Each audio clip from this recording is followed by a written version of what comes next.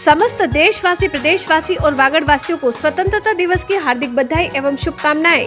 निवेदक हरेंद्र नीनामा, विधायक घाटोल विधानसभा क्षेत्र, जिला बांसवाड़ा, राजस्थान। नमस्कार, आप देख रहे हैं न्यूज 20 इंडिया। आप सभी दर्शकों का स्वागत है। मैं हूं आपके साथ सुरेंद्र सोनी। देखिए संवाददाता दुष्यंत सिंह गहलोत की खास रिपोर्ट।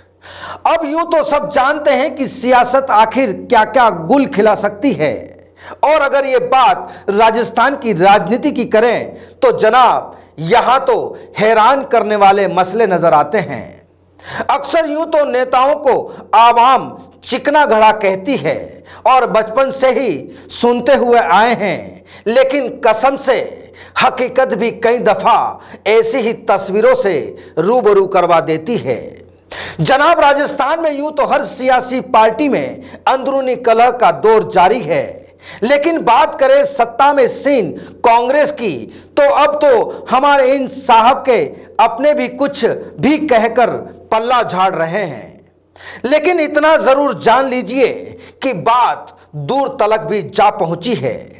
आखिर किस बात के कौन से सियासी मायने निकलते हैं, या फिर कहा जाए कि क्या निकाले जाते हैं, तो यह भी कहना और कहा नहीं जा सकता।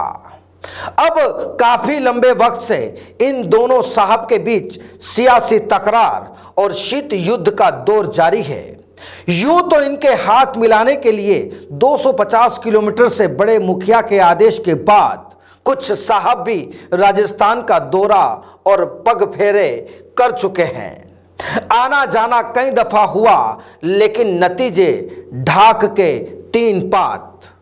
चलिए ये बात तो आगे भी चलेगी, लेकिन पहले सूबे के मुखिया के खासम खास और माननीय मंत्री शांति धारीवाल साहब का एक बयान आपको सुनाते हैं। ज्यादा पुराना नहीं है यह बयान। यहां पर इन साहब ने सीधे तौर पर सब कुछ कह दिया और फिर सूबे की सियासी हलकों में हलचलें मचाना शुरू कर दिया। पहले सुनिए माननीय धारीवाल साहब की, फिर करते हैं आगे की बात। जो पार्टी में जिस तरीके से बदलाव चल रहे हैं, कौन कर रहा बदलाव?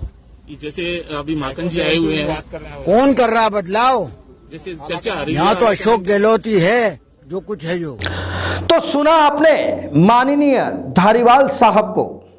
दरअसल कहानी यह है कि जब राजस्थान में लगातार मंत्रिमंडल विस्तार को लेकर चर्चाओं का बाजार गर्म होने लगा है, तो ऐसे वक्त में इन साहब ने साफ तौर पर संकेत दे दिए कि जो कुछ है बस यही जनाब है।